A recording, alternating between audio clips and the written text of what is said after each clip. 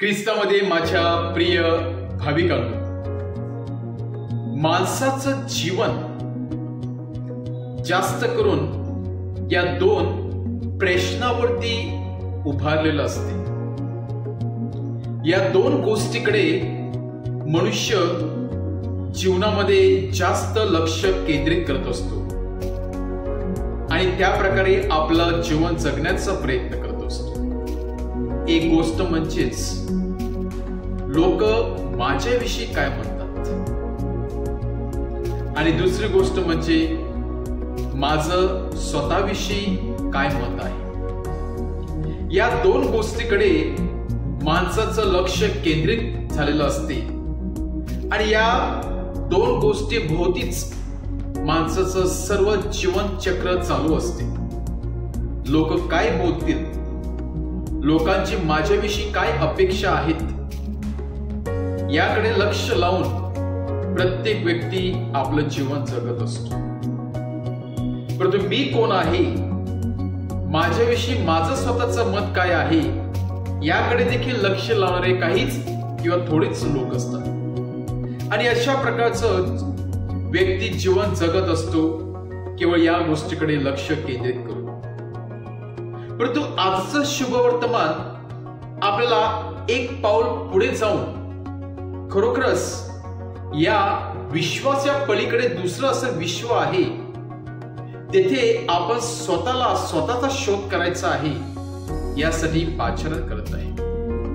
जेथे प्रभू येशू ख्रिस्त आपल्या शिष्यांना प्रश्न विचारत आहे की लोक माझ्याविषयी काय म्हणत आहेत, तेव्हा सर्व शिष्य एकामागून एक उत्तर देत आहे. एक म्हणतो की काही लोक तुम्हाला बाप्तिस्मा करणारा योहान असे म्हणतात, तर दुसरा शिष्य म्हणतो काही लोक तुम्हाला प्रवक्ता एलायजा असे म्हणतात, तर काही यशाया. परंतु प्रभू येशू ख्रिस्त या गोष्टीमध्ये संतुष्ट नव्हता आणि म्हणून प्रभू येशू ख्रिस्त चटकन दुसरा प्रश्न त्यांना विचारत आहे, मग तुम्ही मला कोण म्हणून स्वीकारतात किंवा तुमच्यामध्ये मी कोण आहे.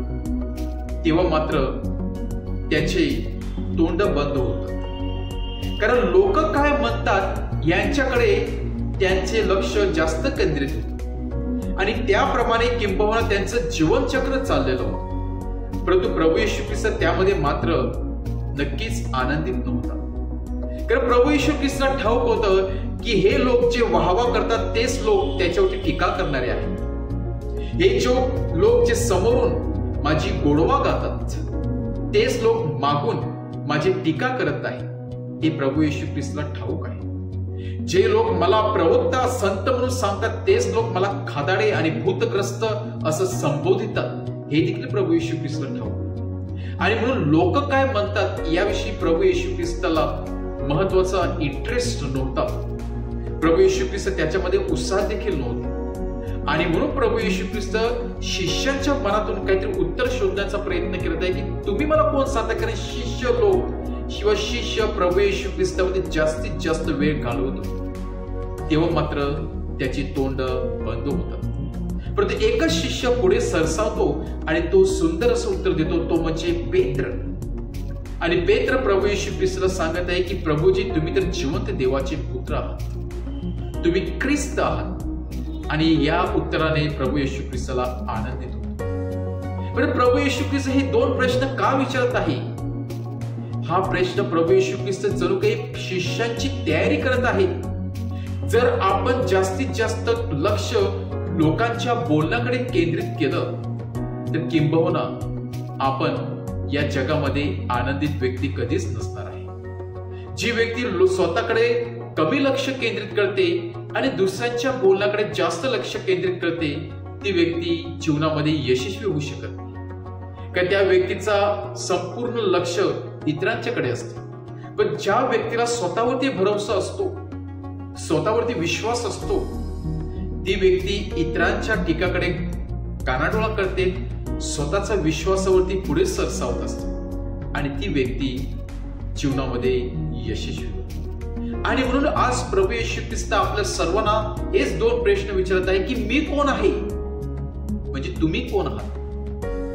मी माझं नाव, माझं गाव हे महत्वाचं नसून माझं या जगामध्ये येण्याचं मूळ उद्देश किंवा हेतू काय आहे आणि ख्रिस्त माझ्यासाठी कोण आहे. ज्याप्रमाणे ख्रिस्त या शिष्यासाठी जिवंत देव होता, जिवंत देवाचा पुत्र होता, तसाच माझ्यासाठी ख्रिस्त कोण आहे हे आपण स्वतः ठरवलं पाहिजे आणि मी कोण आहे हे सुद्धा आपण शोधण्याचा प्रयत्न केला पाहिजे.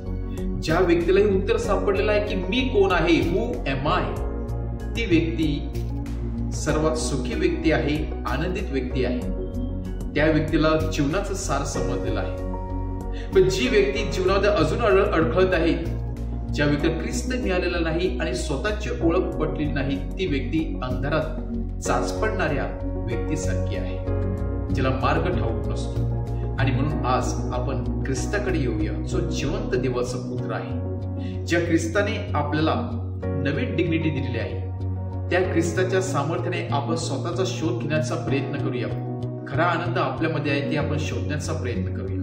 लोक काय म्हणतात याकडे लक्ष न देतात ख्रिस्त माझ्यासाठी कोण आहे, तो काय म्हणत आहे त्याच्याकडे आपण लक्ष लावण्याचा प्रयत्न करूया. आमेन.